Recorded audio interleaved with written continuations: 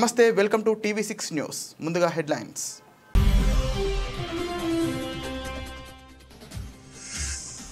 H1B వీసాపై $1,00,000 ఫీజుపై White House clarity కొత్తగా జారీ చేసే వీసాలకే $1,00,000 ఫీజు విధిస్తామన్న వైట్ హౌస్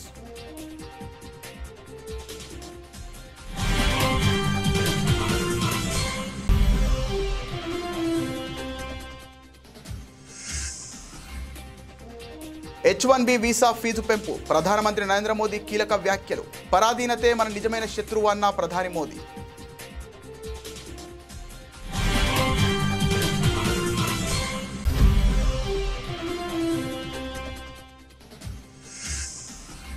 ముంబైలో నమో యువ పరుగును ప్రారంభించిన ముఖ్యమంత్రి దేవేంద్ర ఫడ్నవీస్ హాజరైన బీజేపీ ఎంపీ తేజస్వి సూర్య నటుడు మిలింద్ సోమన్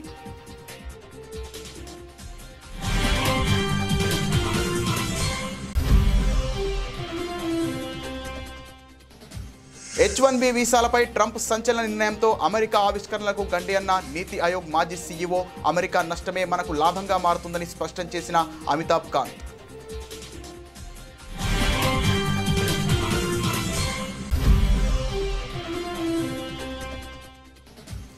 హైకోర్టు ప్రధాన న్యాయమూర్తి జస్టిస్ అపరేష్ కుమార్ సింగ్తో సీఎం రేవంత్ రెడ్డి భేటీ న్యాయ వ్యవస్థకు సంబంధించి మౌలిక వస్తువుల కల్పన సిబ్బంది నియామకం వంటి అంశాలపై జరిగిన చర్చ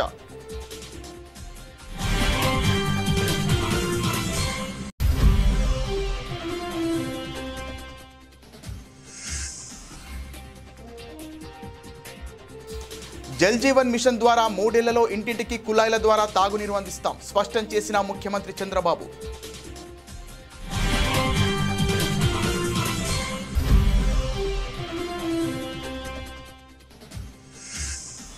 ఆల్మట్టి ఆనకట్ట పెంపు విషయంలో కర్ణాటక ప్రభుత్వ తీరుపై మండిపడ్డ కవిత జాగృతి తరపున తామే అత్యున్నత న్యాయస్థానాన్ని ఆశ్రయిస్తామని స్పష్టం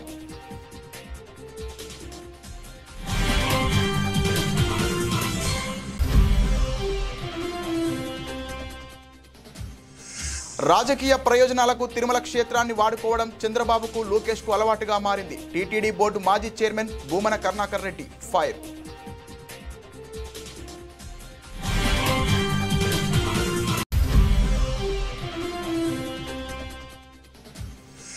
తెలంగాణ ఆడబిడ్డలందరికీ బతుకమ్మ పండుగ శుభాకాంక్షలు తెలిపిన సీఎం రేవంత్ మాజీ సీఎం కేసీఆర్ ఆడపడుచుల ఔన్నత్యానికి ప్రతీక బతుకమ్మ పండుగ అని వెల్లడి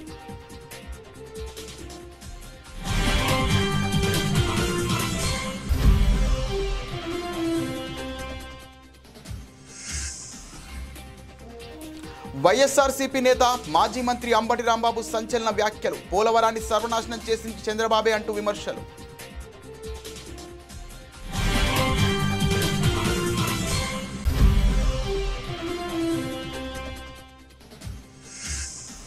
HCU విద్యార్థి విభాగంలో ఏబీవీపీ ఘన విజయం హర్షం వ్యక్తం చేస్తున్న బీజేపీ నేతలు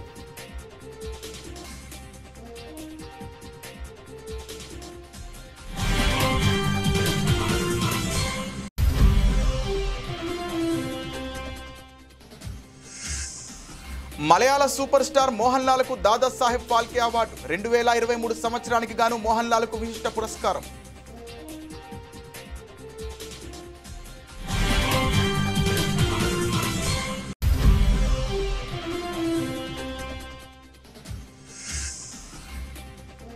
మలేషియా జోడీపై ప్రతీకార విజయం చైనా మాస్టర్స్ ఫైనల్లో సాత్విక్ జోడీ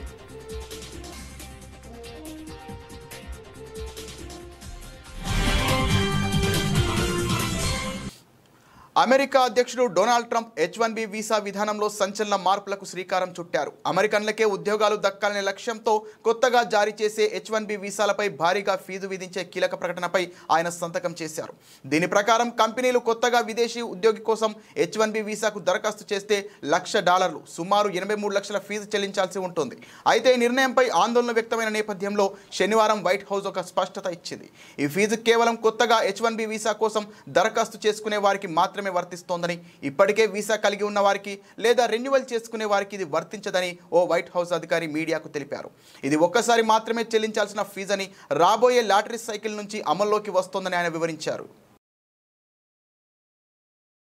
భారతదేశానికి అసలైన శత్రువు ఇతర దేశాలపై ఆధారపడమేనని ప్రధానమంత్రి నరేంద్ర మోదీ అన్నారు.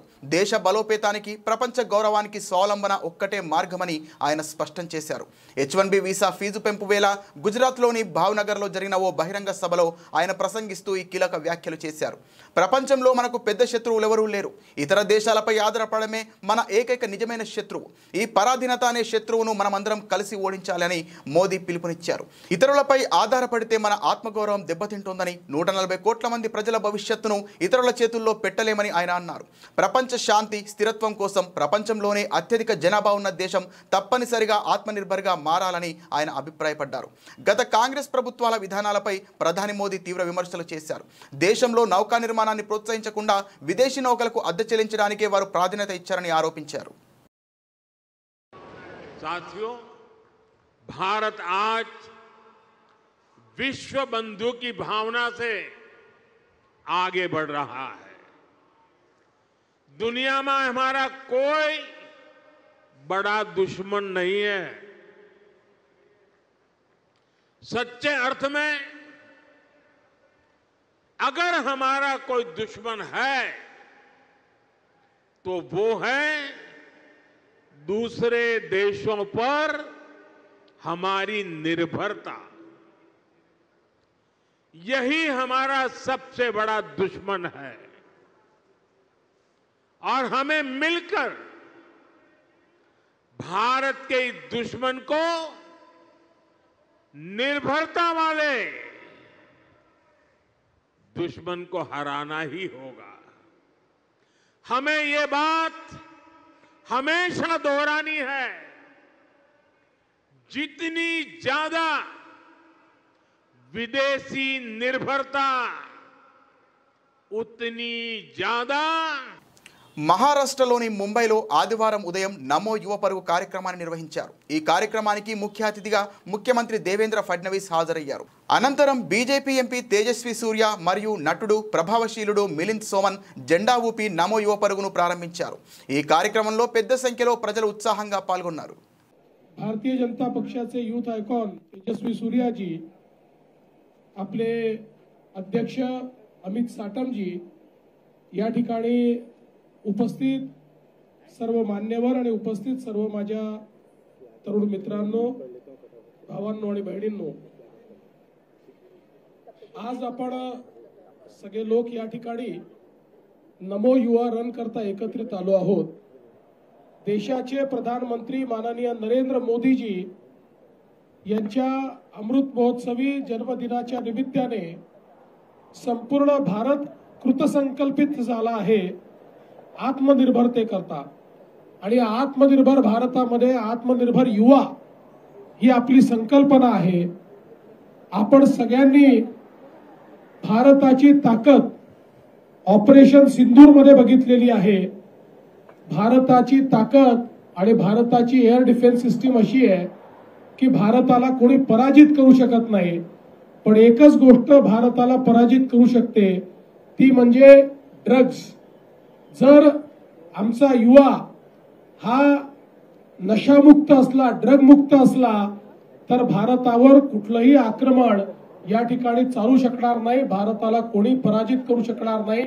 पण आमच्या युवाला या ठिकाणी जर आतून అమెరికా అధ్యక్షుడు డొనాల్డ్ ట్రంప్ H1B వీసాలపై తీసుకున్న నిర్ణయం ప్రపంచవ్యాప్తంగా చర్చనీయాంశమైంది. ఈ విధానం అమెరికాకు నష్టం కలిగించి పరోక్షంగా భారత ప్రగతికి ఊతమిస్తోందని నీతి ఆయోగ్ మాజీ సీఈఓ G20 షేర్పా అమితాబ్ కాంత్ అభిప్రాయపడ్డారు. అమెరికా తన తలుపులు తానే మూసుకోవడం ద్వారా భారత ఐటీ నగరాలకు కొత్త అవకాశాలు సృష్టిస్తోందని ఆయన అన్నారు. ఈ నిర్ణయంపై అమితాబ్ కాంత్ స్పందిస్తూ డొనాల్డ్ ట్రంప్ విధించిన $1,00,000 H1B ఫీజు అమెరికాలోని ఆవిష్కరణలను దెబ్బతీసి భారత వృద్ధిని వేగవంతం చేస్తోంది. ప్రపంచ స్థాయి ప్రతిభావంతులకు ద్వారాలు మూయడం ద్వారా అమెరికా తర్వాతి తరం ల్యాబ్లు, పేటెంట్లు, ఆవిష్కరణలు, స్టార్టప్లు బెంగళూరు, హైదరాబాద్, పూణే, గుర్గావ్లకు తరలివచ్చే అవకాశం ఉందని పేర్కొన్నారు. ఈ పరిణామం వల్ల భారతదేశంలోని అత్యుత్తమ వైద్యులు, ఇంజనీర్లు, శాస్త్రవేత్తలు వికసిత భారత్ కలను సాకారం చేసేందుకు దేశ ప్రగతికి దోహదపడే గొప్ప అవకాశం లభించిందని ఆయన తెలిపారు. అమెరికా నష్టమే మనకు లాభమని అమితాబ్ కాంత్ స్పష్టం చేశారు. కాగా బెంగళూరు, హైదరాబాద్, పూణే, గుర్గావ్ దేశంలోని కీలక ఐటీ కేంద్రాలుగా ఉన్నాయి. గూగుల్, మైక్రోసాఫ్ట్, ఇన్ఫోసిస్ వంటి ప్రపంచ ప్రఖ్యాత సంస్థల కార్యాలయాలు ఇక్కడ ఉన్నాయి.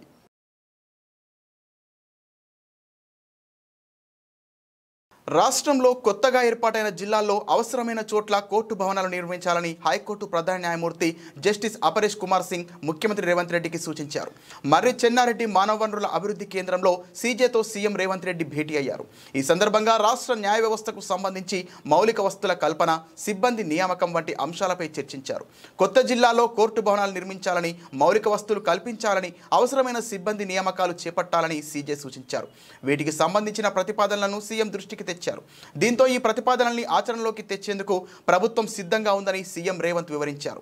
ఈ భేటీలో ప్రభుత్వ ప్రధాన కార్యదర్శి కె రామకృష్ణారావు, సీఎంఓ ముఖ్య కార్యదర్శి శేషాద్రి, న్యాయశాఖ కార్యదర్శి Papireddy, justice P Sankoshi, justice Abhinand Kumar Shavili పాల్గొన్నారు.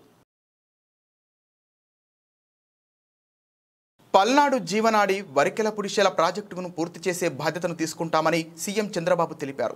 పల్నాడు జిల్లా మాచర్లలో స్వర్ణాంధ్ర స్వచ్ఛాంధ్ర కార్యక్రమంలో పాల్గొన్న సీఎం ప్రజలను ఉద్దేశించి ప్రసంగించారు. జల్ జీవన్ మిషన్ ద్వారా 3 ఏళ్లలో ఇంటింటికి కుళాయిల ద్వారా తాగునీరు అందిస్తామని స్పష్టం చేశారు. ఇక్కడ 2 కార్యక్రమాలు, జేజేఎం జల్ జీవన్ మిషన్, దీని ద్వారా మొత్తం మాచర్ల, గురజాల ప్రతి ఇంటికి నీళ్లు ఇచ్చే బాధ్యత 3 ఏళ్లలో పూర్తి చేసే బాధ్యత నాదని మరొకసారి హామీ ఇస్తున్నా. 2 మాచర్ల టౌన్కి నీళ్లు ఇచ్చే బాధ్యత, ఏదైతే అమృతలో పూర్తిగా నీళ్లు ఇచ్చి మాచర్లని ఎక్కడ కూడా నీళ్ల సమస్య లేకుండా చేసే బాధ్యత ఈ ప్రభుత్వం తీసుకుంటామని చెప్పి నేను మీకు తెలియజేస్తున్నా. ఇది కాకుండా 3వది పల్నాడు జీవనాడి వరికపుడిశెల, 60 సంవత్సరాల స్వప్నం, చిరకాల కోరిక, 6 డికేడ్స్ కోరిక కాబట్టి దాన్ని సఫలీకృతం చేసే బాధ్యత, సాధించే బాధ్యత నాదని మరొకసారి మీ అందరికీ హామీ ఇస్తున్నా.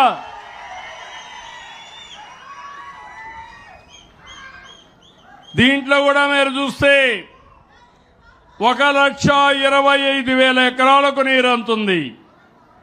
1,00,000 మందికి త్రాగునీరిచ్చే అవకాశం ఉంటుంది. మొదటి దశ 1.54 టీఎంసీలు, రెండవ దశ 6.32 టీఎంసీలు నీళ్లు కావాలి. ఈ 2 కూడా చేసే బాధ్యత ఈ ప్రభుత్వం తీసుకుంటాం. ఆల్మట్టి ఆనకట్ట పెంపు విషయంలో కర్ణాటక ప్రభుత్వ తీరుపై కవిత మండిపడ్డారు. సుప్రీంకోర్టు స్టే విధించినా అక్కడి సర్కారు లెక్క చేయడం లేదని విమర్శించారు. కర్ణాటకను అడ్డుకోకుంటే కృష్ణానదిలో నీటి చుక్క కూడా మిగలదని ఆమె ఆందోళన వ్యక్తం చేశారు. ఆల్మట్టిపై వెంటనే సుప్రీంకోర్టుకు వెళ్లాలని రాష్ట్ర ప్రభుత్వానికి సూచించారు. లేదంటే జాగృతి తరపున తామే అత్యున్నత న్యాయస్థానాన్ని ఆశ్రయిస్తామని స్పష్టం చేశారు. బీసీ రిజర్వేషన్లపై నిర్ణయం తీసుకోకపోతే నిరసనలు తెలుపుతామని ప్రభుత్వాన్ని కవిత హెచ్చరించారు. ఈ రాష్ట్రానికి సంబంధించినటువంటి అత్యంత కీలకమైనటువంటి జలవనరు మనకు కృష్ణానది. దక్షిణ తెలంగాణలో ఉండేటటువంటి 5 జిల్లాలకు, మహబూబ్ నగర్, రంగారెడ్డి, నల్గొండ, సగం ఖమ్మం, హైదరాబాదు, వీటన్నిటికీ కూడా ప్రాణదాయినిగా మనకు కృష్ణానది జలాలు ఉంటాయి. మరి వాటి కోసం మనము నిరంతరం పోరాటం చేస్తూ వచ్చినాం. తెలంగాణ ఉద్యమ సందర్భంలో కూడా ప్రధానంగా జల సాధన విషయంలోనే మనము ఉద్యమాన్ని నిర్మించుకోవడం జరిగింది. అది ప్రజలందరికీ తెలిసిన విషయమే. అదేవిధంగా ఉమ్మడి ఆంధ్రప్రదేశ్ ఉన్నటువంటి సందర్భంలో కూడా నదీ జలాల పంపిణీ విషయంలో, ప్రత్యేకించి కృష్ణానది విషయంలో కూడా మరి అనేక సందర్భాల్లో చర్చించి ఫైట్ చేసినటువంటి విషయాన్ని కూడా ప్రజలందరూ గమనించుకోవాలి. మరి ఆనాడు ఉమ్మడి ఆంధ్రప్రదేశ్లో ఉన్నప్పుడే మనకు ఇబ్బంది అవుతుంది కృష్ణానది కర్ణాటకను దాటి రావడం అని చెప్పి పెద్ద ఎత్తున సుప్రీంకోర్టులో కేసేస్తే ఆల్మట్టి డ్యామ్ హైట్ పెరగకుండా ఉమ్మడి ఆంధ్రప్రదేశ్లోనే మనందరికీ కూడా స్టే వచ్చింది. అటువంటి స్టేను ఇప్పుడు కర్ణాటక ఉల్లంఘిస్తూ మరి 1,70,000 ఎకరాలను సేకరించడానికి 70,000 కోట్లను రిలీజ్ చేస్తూ మొన్న కర్ణాటక ప్రభుత్వం నిర్ణయం తీసుకున్నది. ఆ తీసుకున్నటువంటి నిర్ణయం మీద తక్షణమే మహారాష్ట్ర ముఖ్యమంత్రి గారు స్పందించారు.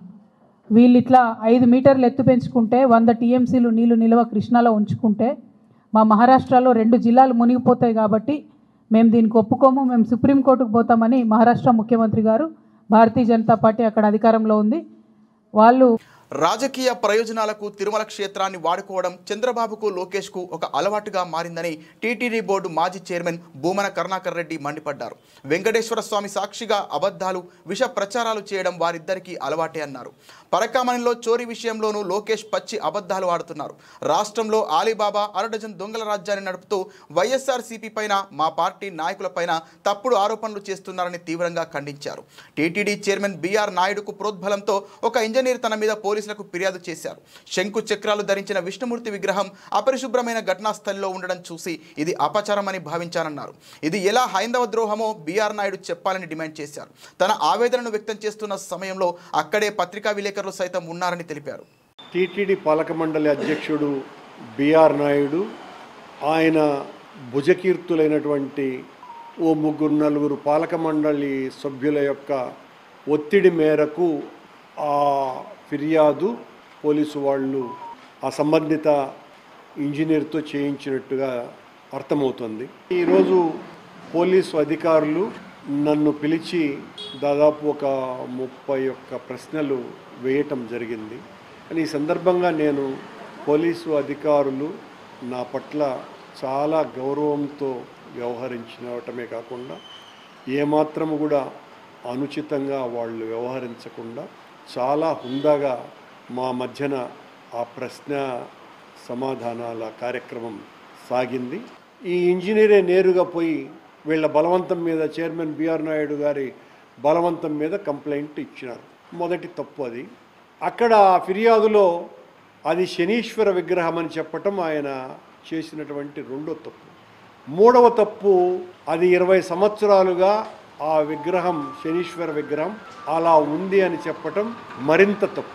ధార్మిక సంస్థ అయినటువంటి టీటీడీలో టీటీడీ ఆస్తిగా ఉన్నటువంటి స్థలంలో దాదాపు 9 అడుగుల మేర ఉన్నటువంటి శంకు చక్రాలు ధరించిన విష్ణుమూర్తి విగ్రహము మలమూత్రాల మధ్యన పడి ఉంటే కొద్దిమంది యాత్రికులు ఎవరో నా దగ్గరికి వచ్చి ఆ రోజు ఉదయం ఇలా ఇంత తెలంగాణ ఆడబిడ్డలందరికీ ముఖ్యమంత్రి రేవంత్ రెడ్డి బతుకమ్మ పండుగ శుభాకాంక్షలు తెలిపారు. పూలను పూజిస్తూ, ప్రకృతిని ఆరాధిస్తూ మహిళలు అత్యంత వైభవంగా నిర్వహించుకునే గొప్ప పండుగ బతుకమ్మ అని ఉద్ఘాటించారు.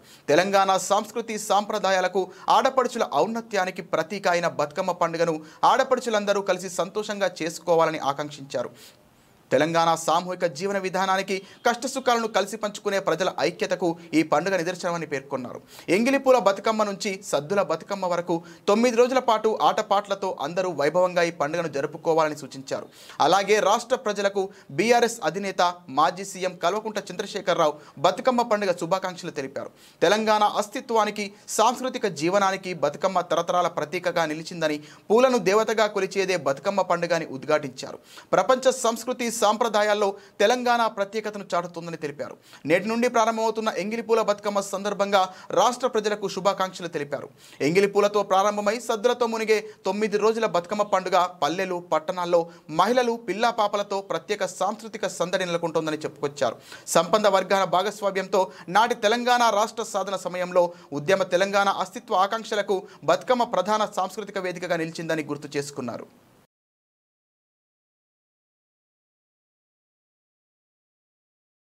సాగునీటి ప్రాజెక్టులపై చంద్రబాబు పచ్చి అబద్ధాలు చెప్పారంటూ వైఎస్ఆర్సీపీ నేత మాజీ మంత్రి అంబటి రాంబాబు మండిపడ్డారు.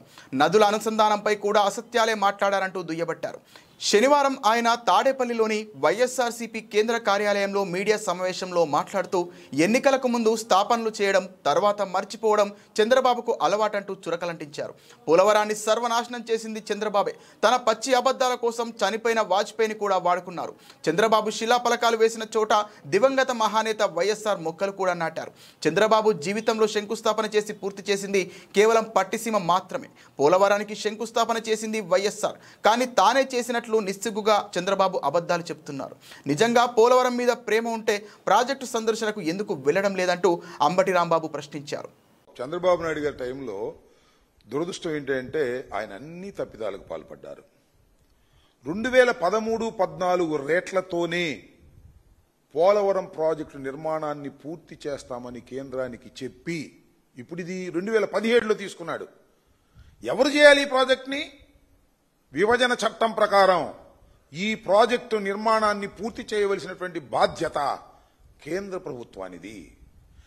ఏ పైసా కూడా, ప్రతి పైసా కూడా కేంద్ర ప్రభుత్వం పెట్టి పూర్తి చేసి మనకివ్వాలి. That is the rule. విభజన చట్టంలో ఇచ్చినటువంటి ఒక వెసులుబాటు. రాష్ట్రాన్ని విభజించినప్పుడు పోలవరం ప్రాజెక్టు నిర్మాణాన్ని కేంద్ర ప్రభుత్వమే చేపడుతుందని చెప్పి మనకు ఆర్డర్లు ఇస్తే చట్టంలో ఎందుకయ్యా చంద్రబాబు నాయుడు గారు నువ్వు కేంద్ర ప్రభుత్వం కట్టకుండా మేమే కడతామని తీసుకున్నావు. ఎప్పుడు తీసుకున్నావయ్యా? 2017లో తీసుకున్నావు, 16 అనుకుంటాను చివరిలో. అప్పుడు దాకా ఈ ప్రాజెక్టు మూలన పెట్టావు కదా. నెంబర్ 1. నెంబర్ 2, 2017లో నువ్వు తీసుకున్నప్పుడు 13-14 రేట్లతోనే నేను పూర్తి చేస్తాను ఎందుకు తీసుకున్నావు?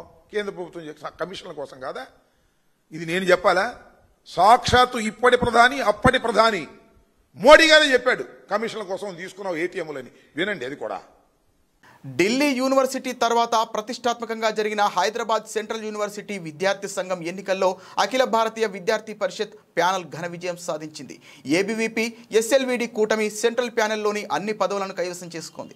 ఈ ఎన్నికల్లో కూటమికి చెందిన శివ పాలెపు అధ్యక్షుడిగా, శృతిప్రియ ప్రధాన కార్యదర్శిగా, సౌరభ్ శుక్లా సంయుక్త కార్యదర్శిగా గెలుపొందారు. వీనస్, జ్వాల సాంస్కృతిక క్రీడా కార్యదర్శులుగా గెలుపొందారు. ఈసారి ఓటింగ్ శాతం 81% కన్నా ఎక్కువగా నమోదవడం గమనార్హం. ఎస్ఎఫ్ఐ, ఎన్ఎస్యుఐ లాంటి ఇతర ప్రధాన విద్యార్థి సంఘాలపై ఏబీవీపీ సత్తా చాటింది. ప్రతిష్టాత్మక ఢిల్లీ యూనివర్సిటీ విద్యార్థి సంఘం ఎన్నికల్లో ఏబీవీపీ గెలిచిన తర్వాత హెచ్సీయూలో కూడా ఏబీవీపీ కూటమి విజయం సాధించడం పట్ల బీజేపీ నేతలు హర్షం వ్యక్తం చేస్తున్నారు. పార్టీ ఐటీ సెల్ నాయకుడు అమిత్ మాల్వియా ట్విట్టర్ వేదికగా స్పందిస్తూ హైదరాబాద్ సెంట్రల్ యూనివర్సిటీ విద్యార్థి విభాగం ఎన్నికల్లో ఏబీవీపీ క్లీన్ స్వీప్ చేసిందన్నారు. పాట్నా, ఢిల్లీ, జేఎన్యూ, మణిపూర్, గౌహతి, పంజాబ్, ఉత్తరాఖండ్ వంటి విశ్వవిద్యాలయాల్లో కూడా ఏబీవీపీ సత్తా చాటిందని, ఇప్పుడు హెచ్సీయూని కైవసం చేసుకుందని పేర్కొన్నారు. రాహుల్ గాంధీ 6 ప్యాక్స్ చూపించి స్టేజ్లపై తిరగడం యువతను ఆకట్టుకోలేదని ఎద్దేవా చేశారు.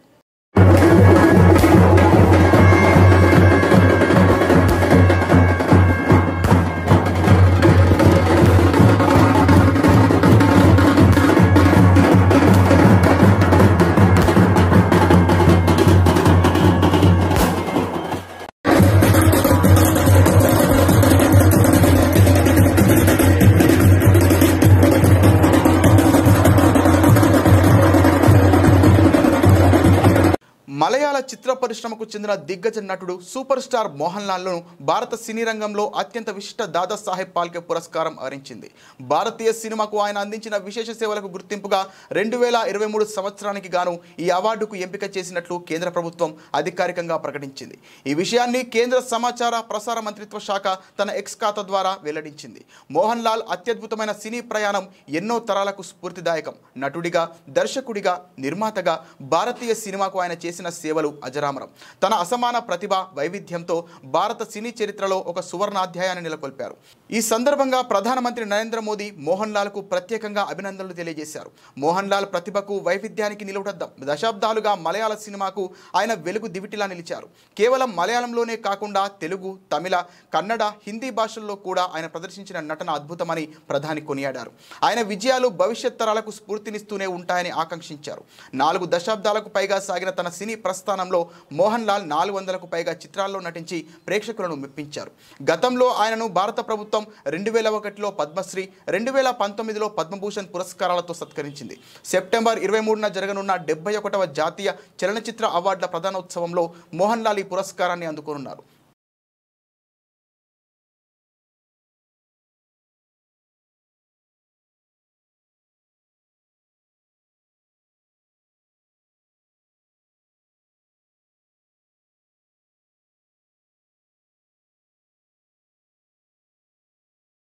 ప్యారిస్ ఒలింపిక్స్లో అరోన్ సోహ్ జోడీ చేతిలోనే సాత్విక్ సాయిరాజ్ ఓడిపోయారు. ఆ తర్వాత ఈ ఏడాది ఆరంభంలో జరిగిన సింగపూర్ ఓపెన్, చైనా ఓపెన్లోనూ భారత జంటకు చెక్ పెట్టింది మలేషియా ద్వయం. అయితే ఆగస్టు నెల నుంచి సాత్విక్, చిరాగ్ లయ అందుకోవడంలో ప్రత్యర్థులకు పరాజయం తప్పడం లేదు. ఈ సీజన్లో 7 టోర్నమెంట్లలో సెమీఫైనల్ చేరిన ఈ జోడీ 2 దఫాలు ఫైనల్ ఆడింది. ఈ సీజన్లో చెలరేగిపోతున్న సాత్విక్ సాయిరాజ్, చిరాగ్ శెట్టి ద్వయం చైనా మాస్టర్స్ ఫైనల్లో అడుగుపెట్టింది. శనివారం జరిగిన సెమీఫైనల్లో ఆరోన్ చియా సోహ్ వూయియిక్ జంటను ఓడించి టైటిల్ వేటకు సిద్ధమైంది. ఆద్యంతం దూకుడుగా ఆడిన సాత్విక్ చిరాగ్ 41 నిమిషాల్లోనే మ్యాచ్ ముగించారు. 2 సెట్లలోనూ ప్రత్యర్థిని వణికిస్తూ 21-17, 21-14తో గెలుపొందారు. ఈ మధ్య వరల్డ్ ఛాంపియన్షిప్ క్వార్టర్స్లో ఆరోన్ సోహ్లను మట్టి కరిపించారు సాత్విక్ చిరాగ్. ఫైనల్లో వరల్డ్ నెంబర్ 1 కింబోన్ సియోసుంగ్ జేతో భారత డబుల్ స్టార్లు తలపడనున్నారు. ఇటీవలే మలేషియా ఓపెన్లో ద్వయం చేతిలో చిరాగ్ జంట వరుస సెట్లలో ఓడిపోయింది. మరి ఈసారి ఎవరు పైచేయి సాధిస్తారో చూడాలి.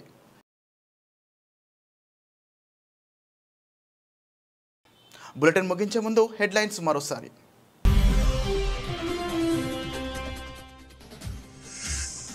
H1B వీసాపై $1,00,000 ఫీజుపై వైట్ హౌస్ క్లారిటీ. కొత్తగా జారీ చేసే వీసాలకే $1,00,000 ఫీజు విధిస్తామన్న వైట్ హౌస్.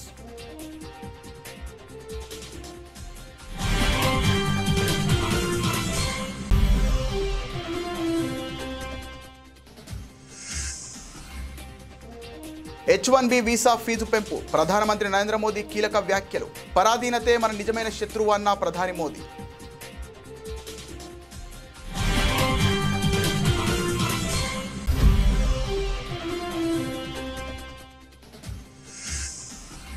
ముంబైలో నమో యువ పరుగును ప్రారంభించిన ముఖ్యమంత్రి దేవేంద్ర ఫడ్నవీస్. హాజరైన బీజేపీ ఎంపీ తేజస్వి సూర్య, నటుడు మిలింద్ సోమన్.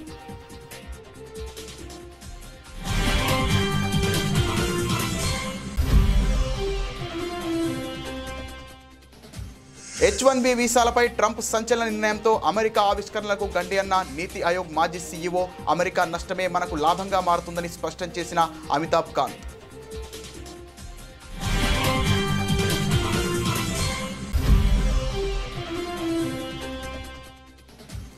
హైకోర్టు ప్రధాన న్యాయమూర్తి జస్టిస్ అపరేష్ కుమార్ సింగ్తో సీఎం రేవంత్ రెడ్డి భేటీ. న్యాయ వ్యవస్థకు సంబంధించి మౌలిక వసతుల కల్పన, సిబ్బంది నియామకం వంటి అంశాలపై జరిగిన చర్చ.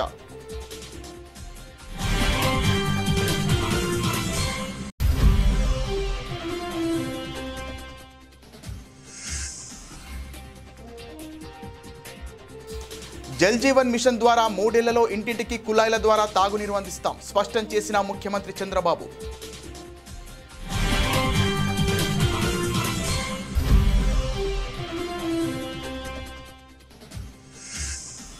ఆల్మట్టి ఆనకట్ట పెంపు విషయంలో కర్ణాటక ప్రభుత్వ తీరుపై మండిపడ్డ కవిత. జాగృతి తరపున తామే అత్యున్నత న్యాయస్థానాన్ని ఆశ్రయిస్తామని స్పష్టం.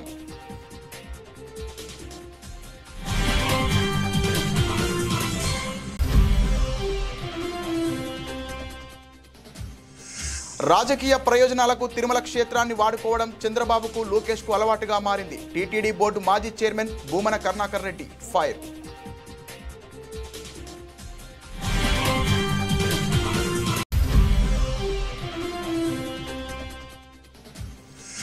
తెలంగాణ ఆడబిడ్డలందరికీ బతుకమ్మ పండుగ శుభాకాంక్షలు తెలిపిన సీఎం రేవంత్. మాజీ సీఎం కేసీఆర్ ఆడపడుచుల ఔన్నత్యానికి ప్రతీక బతుకమ్మ పండుగ అని వెల్లడి.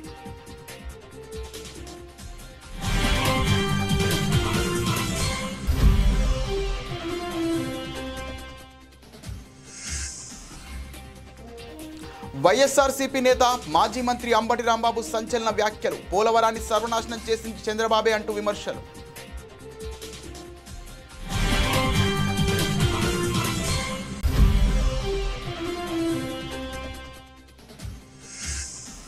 HCU విద్యార్థి విభాగంలో ఏబీవీపీ ఘన విజయం. హర్షం వ్యక్తం చేస్తున్న బీజేపీ నేతలు.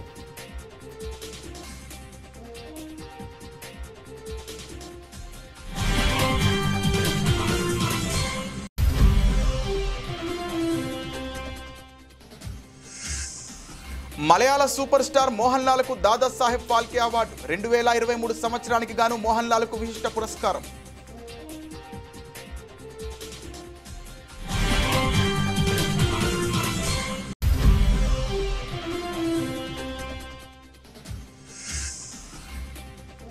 మలేషియా జోడీపై ప్రతీకార విజయం. చైనా మాస్టర్స్ ఫైనల్లో సాత్విక్ జోడీ.